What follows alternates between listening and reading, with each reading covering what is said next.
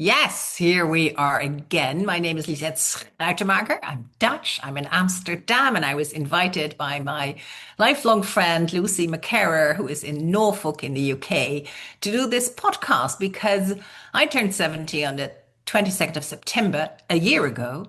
And Lucy is lagging behind a little bit. She's not yet 71. So we're continuing this podcast for another few weeks until Lucy also turns the beautiful age of 71. So, what have you been up to, Lucy? Indeed. So I have been celebrating another milestone that fell within the year of being 70, which was my 30th wedding anniversary. And that's to my second husband. I had 20 years with my first husband. So I've actually been married overall in my whole life for 50 years, which I think is pretty good going, frankly. I The was, strange thing is that I think of your current husband as kind of the newcomer, but yes. it's 30 years, really. Yes, exactly. So do I. I think of him, as sort of like, my first husband was the sort of, the long-term kind of, Yeah. just happened to end. And then, yes, exactly. Rich has always been my new husband, but now I've spent 50% longer with him than I did with Rob. And I noticed also this week, I noticed Rob was posting on social media saying that he was celebrating his 25th wedding anniversary to Oh, his second wife. So, we're both okay. And that's good too. good. Good. So was that a moment in which you kind of reinvented yourself? When I got married again, yeah, absolutely it was. Yes. I mean, I was still just 40 when I got married. So that was the September the 30th, 1995. And was that right? Or was it 1990? Anyway, never mind. And yes, and I reinvented. 95, yes. Must Yeah. have been 95. That's 30 Yeah. years ago. Yes. So I reinvented myself as a newly married woman at that point, and but also we started a new family at for me quite an advanced age, and Richard's 11 years younger than me, and he didn't have Wow. any children. So was he just 29? Yes, he was. Yes, so really, when look, Wow. So he's like Macron. He's like, the president of France who has indeed, yes, married a woman quite a bit older than yes, himself. yes, How indeed. interesting that you nabbed such a young guy.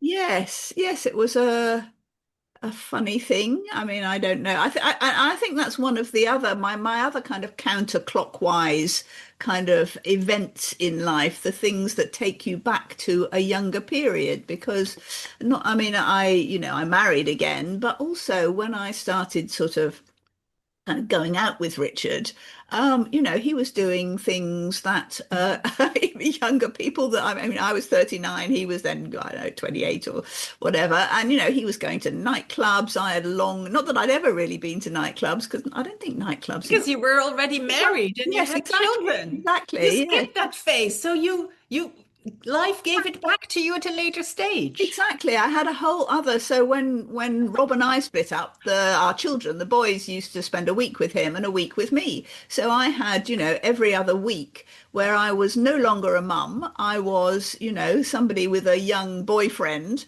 and we used to go, clubbing and stuff. I can't honestly pretend that it was my absolute favorite occupation, but we that's what we did. Not liking music, that must have been hard. But when you're in love, you do these things, right? Right. I mean, in a sense, I hadn't really clocked that I didn't like music, or that I was different to other people, and other people did like music in a different way to me at that point. But it wasn't the only thing we did, obviously. But, I was very much around his younger friends as well. So it was kind of rejuvenating. Nobody kind of, I don't think nobody appeared to treat me as a strange older woman. So yeah, it was a counterclockwise, and it was a phoenix moment. And then when we were married and we were going to have What do you children. mean a phoenix Oh, moment? so my contention is that women are like phoenixes, and that they reinvent themselves sort of every decade, but not, it doesn't actually fall into defined decades necessarily. But I feel that women's lives are lived in cycles, much more than men's lives. Men sort of have more of a straight kind of, career paths, the way their lives go. And when they get older, also, they are kind of looked at as silver foxes and, people who, Grumpy old men. but, they're kind of in their 50s and 60s, they're reaching the peak of their careers. And, for a lot of women, if you don't fight that, you're kind of devolving down into invisibility as a 50. So when we did our podcast and did the 5 years from 60 to 65 and then 65 to 70, it turned out that you and I had been like fabulously productive. Yes, So absolutely. I'm countering this. Yes, yes, no, it's completely I think we've fought against this kind of I invisibility. did not fight, but No, well, it happened, whatever. No, it happened, and so I'm not sure. I see. Yeah, I think it depends on the kind of life you've led. that's true. That is true. Yeah. Yeah.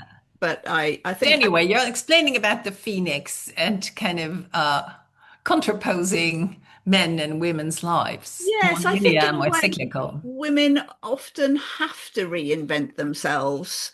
I mean, because I think we go through more cyclical family relationships. I mean, and possibly that's why it's not true of you because you didn't kind of, devote yourself to motherhood for a time. And No. I did it for you. I did two families, you did none. So I've taken I think I've, Childless living, just pointing to it. Gelukkig zonder kinderen. Yes, yeah, yes. absolutely. You are the guru of childless living. Completely. While I am the opposite, having done child full living twice over.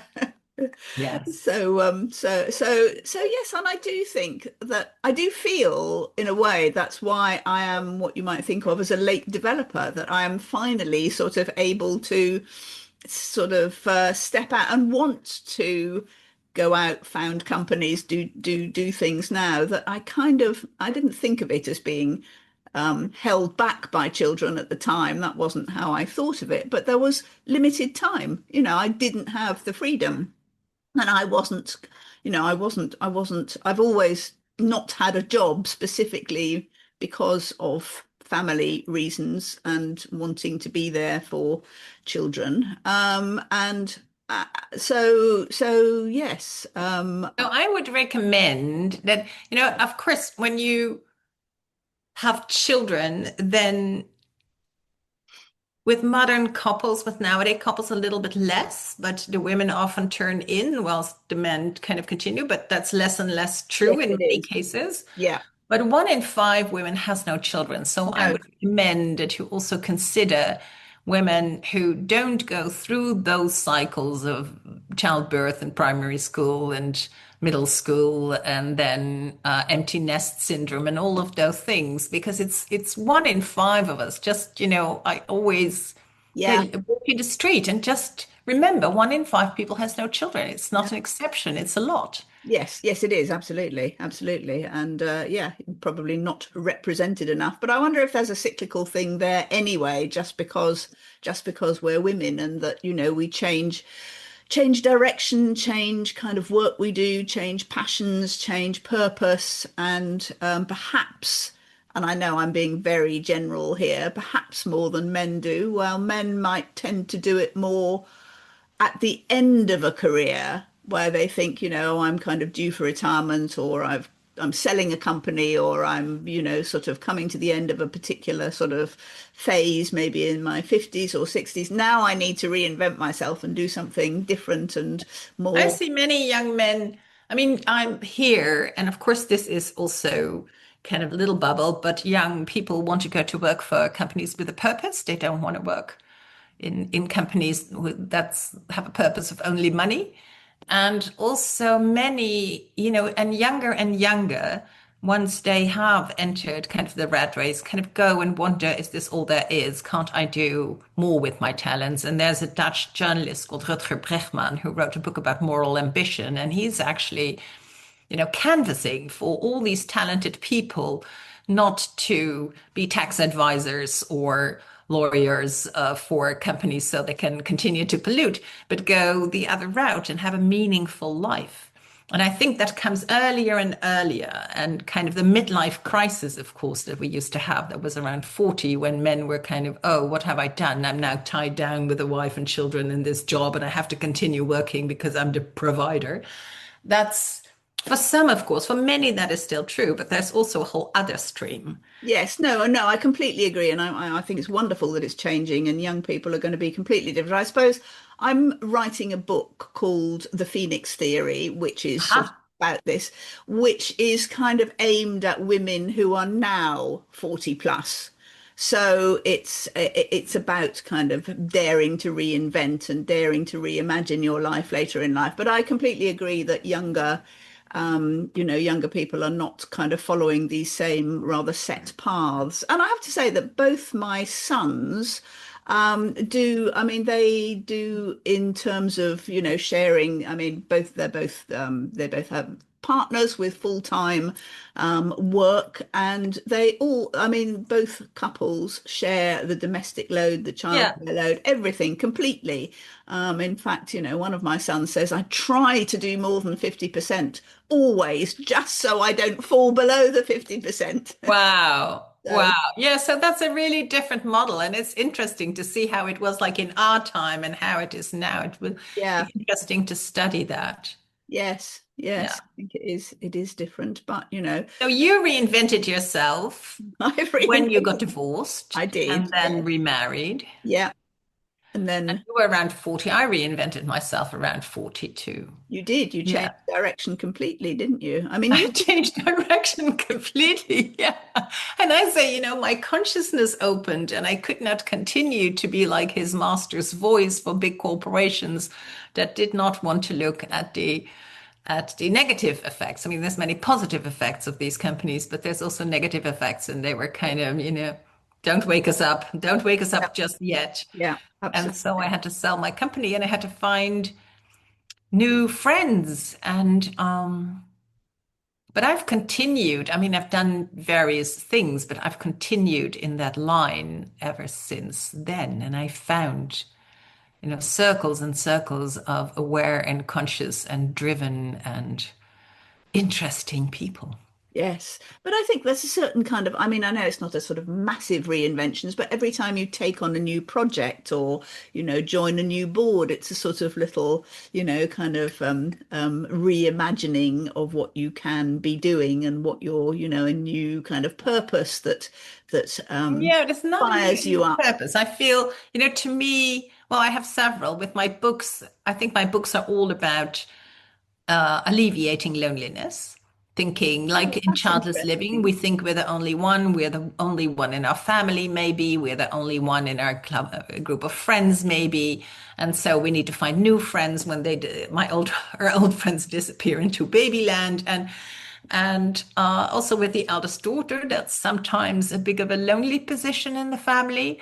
And so once you see that all of us, many of us at least fall into that pattern, then you're not alone anymore. So that's one of them. But mostly mine is about kind of raising consciousness to us being part of nature and needing to care for it and because it cares for us and then how can we care back and I've spent years kind of raising awareness and now I'm more into the practical of investing so then you have to orient yourself in a new world and learn a lot. Exactly. And I categorize those as sort of, I mean, you've got your overarching mission and purpose, which stays the same. And I think, for most people, we talked about that last week about, looking at your life and trying to get a pattern that fits into this one purpose that perhaps we're all born with. But I think every time I mean, for instance, when you went to Findhorn, that was a really big learning curve and different kind of place for you to be. And I classify that as a sort of new phase and a sort of reinvention of yourself as a chair, as a Yeah, that chair was in the final 4 years. I came there first in 98 and kind of found in that spiritual community in Eco Village up north in Scotland, kind of the manifestation of my inner world. I thought, they're doing everything I've always felt that people could be kind and mindful and see nature and the earth as a living place with lots of beings living in other frequencies. And it is still fantastic to be there. Amazing. Yes. And now you've kind of, that's almost that path that you've been on has culminated in you being at a Vatican conference with the Pope in Rome, invited as one of, not very many business people, I put it in inverting commas, to talk about the environment. So give us the update. What happened? How was it?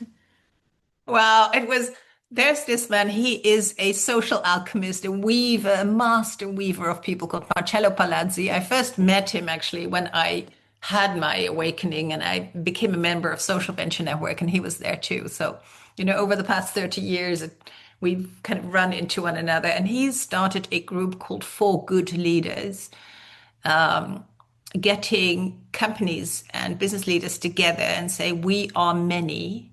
And my belief is that once a movement sees itself, it kind of grows in strength and it also becomes more attractive. Then people say, oh, yeah, that person over there is doing something good and different from mainstream, and that person over there. But once we're a movement, something new begins. And he's really, really good at that. And he has connections everywhere. So he also has connections with the Vatican. And this was actually the commemoration of 10 years ago. Pope Francis wrote an encyclical, which I have now understood because I'm not Catholic at all, is a direction for 1.4 billion Catholics all over the globe, to care for nature as nature cares for us. And it's it's called Laudato Si, which are the first words of Francis from Assisi. It's praise be unto thou, they, them, my Lord.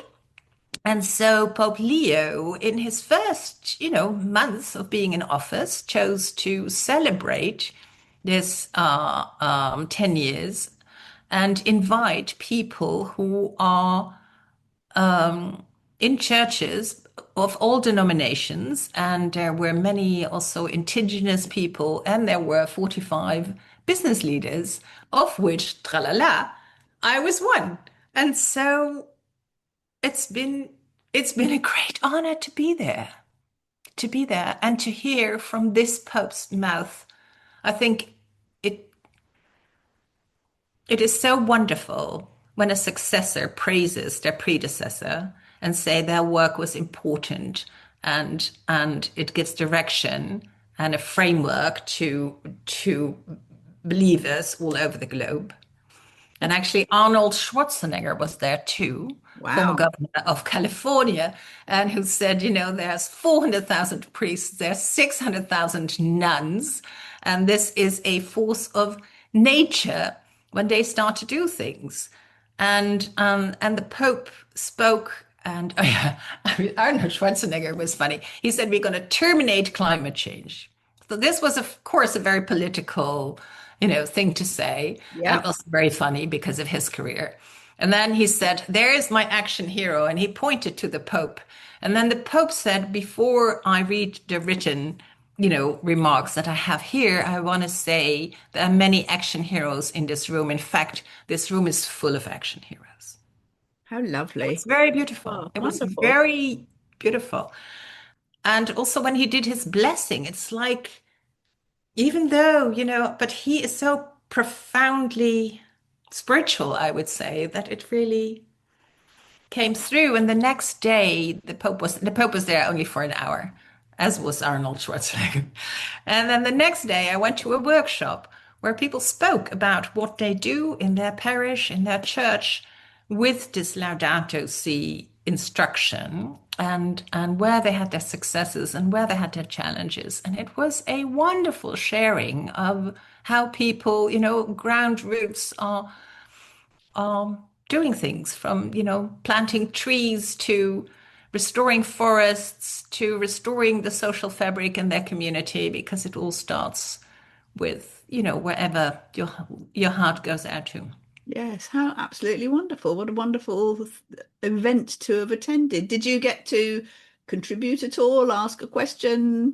Make Well, not in the plenary was very much there was the stage and here were we.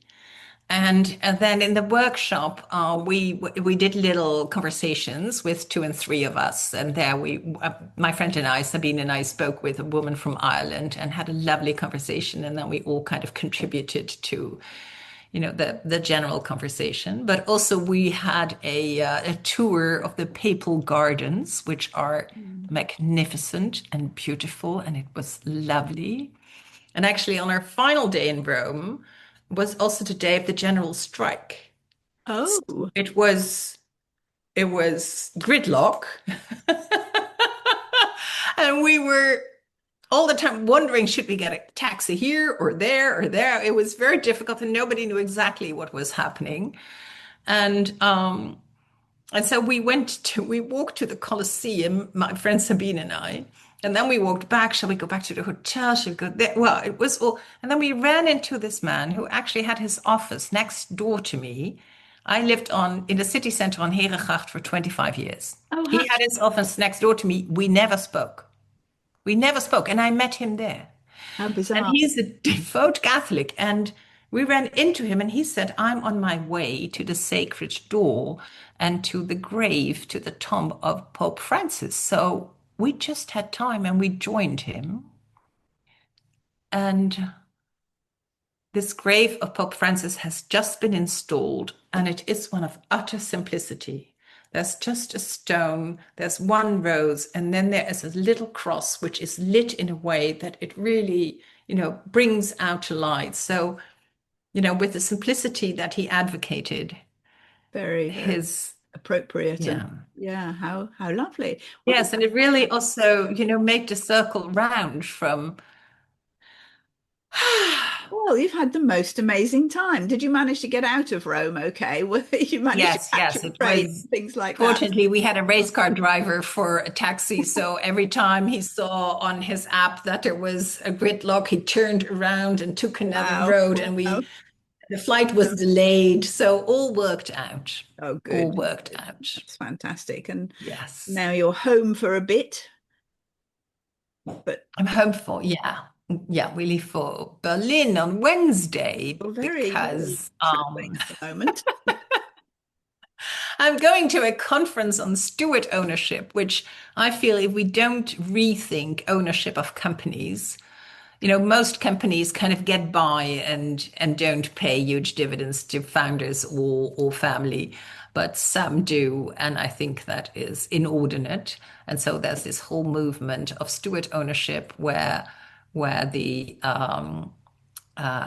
economic rights and voting rights are separated. The company basically runs itself, and there's a cap on what the founders and the compensation of founders and investors, and then the shares come into a non-for-profit that then holds, the for-profit company. And I love that way of rethinking ownership. I think it is part of yeah, the kind of, we're always building a new economy, but this is definitely for me part of the new economy that we are imagining. Yeah, that Yeah. sounds wonderful. Absolutely fantastic. Yes, Wow. in my 71st, no, my 72nd year on this earth. Yes, yes. Good.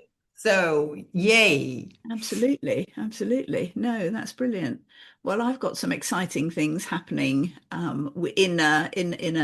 in my business arena, which Yeah. I can't really talk about yet, but I can tell you a little story of how it started, which is sort of a bit like it was. I was reminded by you saying you met someone, who from Amsterdam in Rome, who you knew but didn't know, and the extraordinary kind of. Yeah. So I think it was June now. I was asked to go and give a talk at one of our authors' events. He gives not quite exclusive events. He is a consultant coach to other business owners, and they're all kind of quite high powered, and they're usually founders of businesses of all sorts. So it was in a part of the world in fact in the New Forest, and it was quite near where my younger son lives. So I thought, oh, great, I'll go The and New spend. Forest. Is that where Robin Hood was? No, he was in Sherwood Forest. Oh, that was in Sherwood Forest. Okay, it was a forest. That's what I remember. New Forest is The sort of, New Forest, has it been newly, I don't like know a how new new. husband? Is it older than you think? I think it probably is quite old. Also, what's lovely about it is I don't know if you've ever heard of New Forest ponies, but they are a kind of Oh, a breed of horse, and they're just kind of out there in the forest, and oh, they walk across the road, and they have complete right of way, and they're very sort of beautiful, and so you drive along this road, and there's all these horses kind of ah, sort of wonderful. And they eating take care both. of themselves. They kind of eat I what honestly they find and drink from the stream. Oh, that sounds so romantic. I don't honestly I don't know. I'm sure they must be cared for. Yeah. But there must be some oversight of them, but I don't know how it works, but it's very lovely to drive through. But anyway, I thought that I would take up this speaking offer, because it was near my son, and I'd go and stay with him the night before, and that would be a nice kind of combination.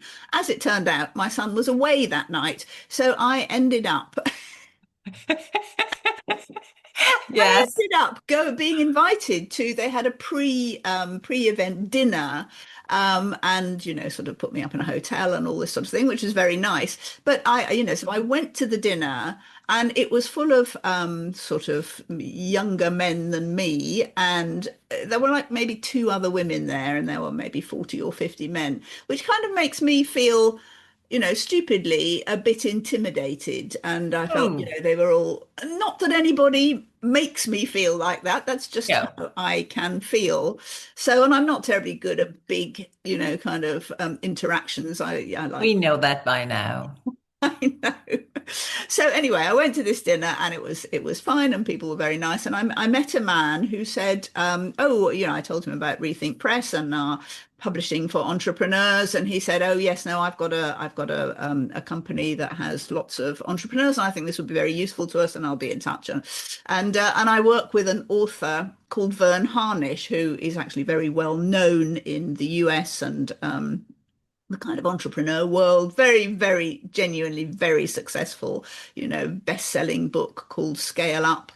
And he was there the next day, and he was giving the keynote talk. So I kind of introduced myself to him, which again takes me a bit of an effort. I don't like doing, walking up to people and that I don't know. And anyway, he was very nice. But what had happened was that in the run up to giving this talk, I had said to the man who was organizing it, "Do you want me to send you slides through? Do you want a slide deck? How are we doing this?"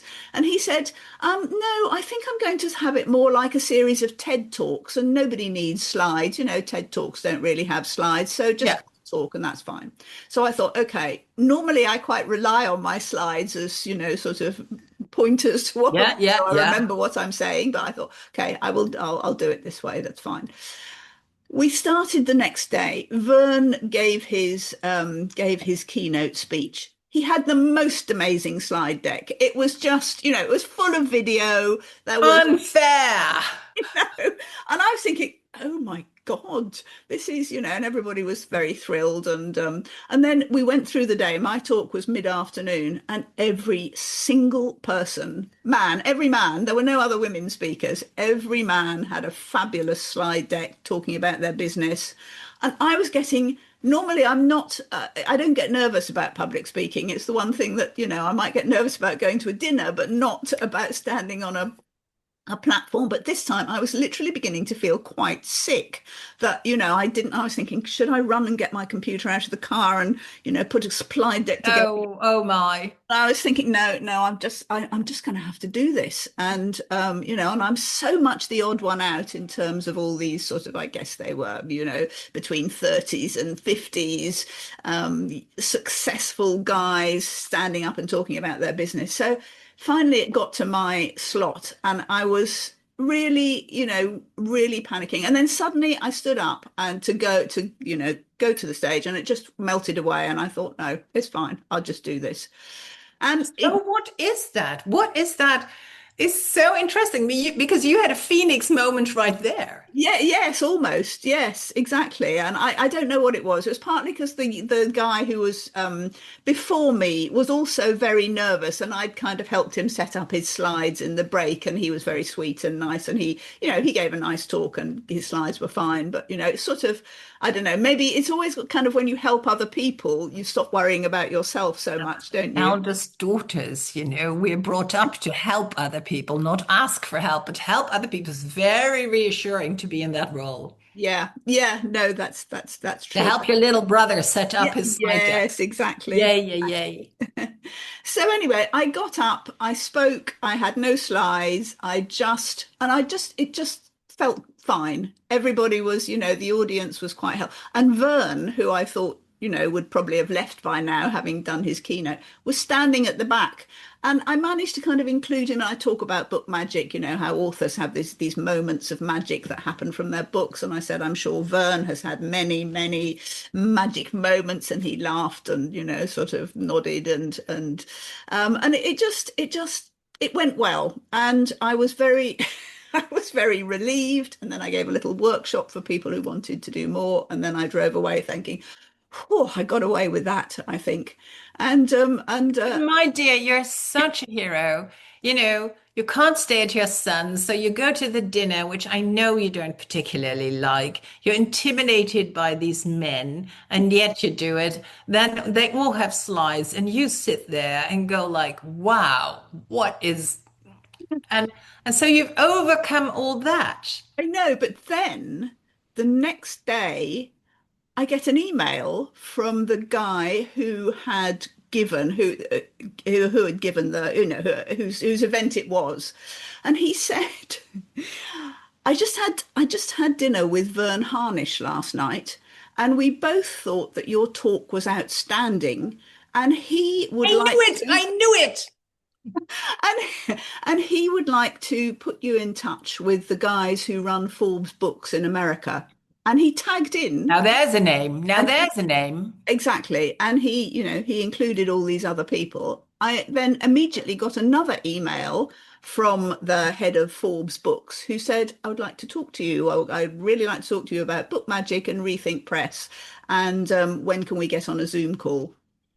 And Well, when you were 70, right? oh, when I was, With yes, your yes. wisdom and experience and your wonderful, you know, So energy. I included my a couple of my well, Joe, my business partner in Rethink Press and Book Magic, and Daniel, who runs Dent, who is also obviously part of both of them, and said, look, this is what's happened, shall we get on, shall we tee up a call with them? We had a call with them the next day, and all I can say is that this is big and interesting You're things. still talking. We're still talking. Deals are being done. It's very, very exciting.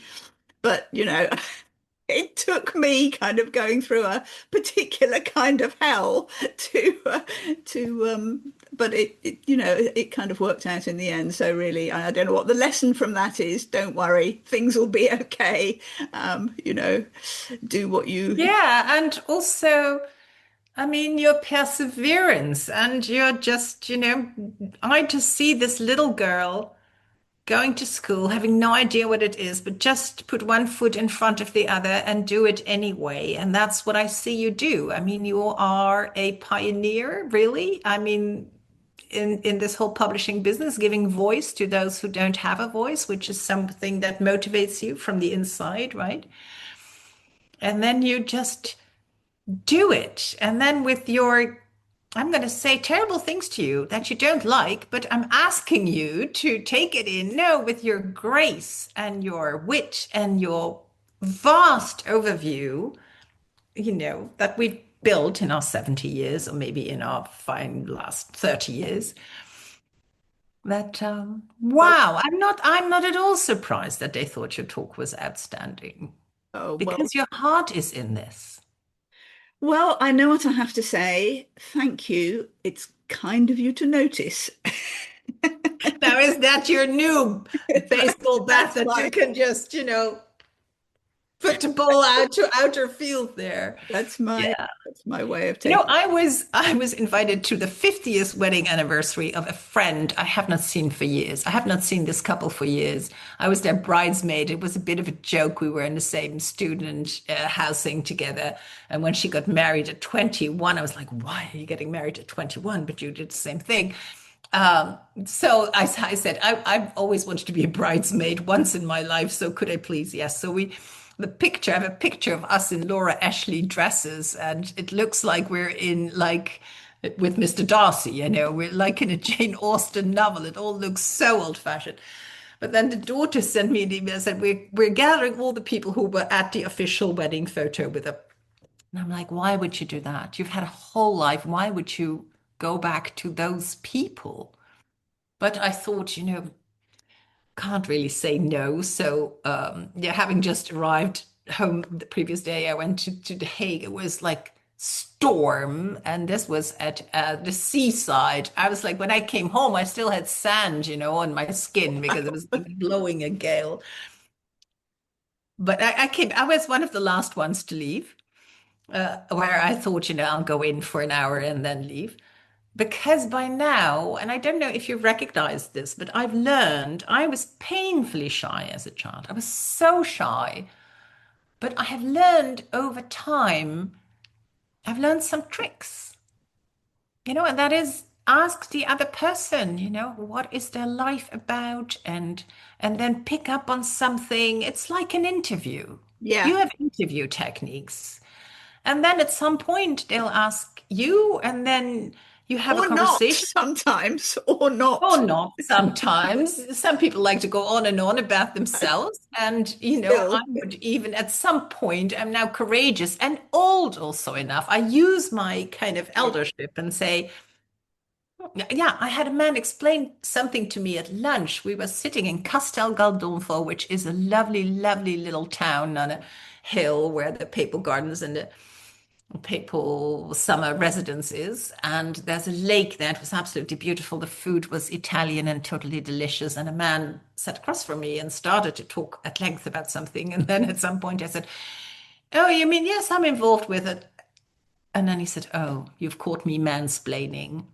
And I'm like, wow, Well, that's nice. Nice that he admitted it. nice that he admitted it, but also an ability on my part Yeah. to say things in a way that he could draw the conclusion and was not accused by Yes, me. yes, that is a very good thing to do and not to So I put think it on the I've spot. over the years acquired conversation abilities, Yes. and I try to deepen a conversation. So to pick up things that people say like in between or little remarks and go like, so what was that about? That must have been not an easy time in your life, or that must have been amazing that you so and then the conversation comes out of the tram rails. Then it becomes more engaging, and Yeah. yeah, I enjoy being able to do that now. That's how I think of it. Yeah. Yeah. Yeah. Well, maybe that's a good place to end for this week. Yes. Say yes. So you've had an amazing time with the Pope and Arnold Schwarzenegger. I Yeah, mean, yeah, yeah. what Far kind away of on a stage, but mainly with the people that in the Marcello room, in the gathered, and very interesting people from all over the globe who do amazing things in what their an work. achievement for your 71st, beginning of your 72nd year. That's fantastic. And yeah, so and I've had my 30th wedding anniversary and got some interesting things happening business-wise. So yeah, not bad. Not a bad Life week, ain't eh? over yet. Okay, see you next week, darling. See you next week. Bye, everyone.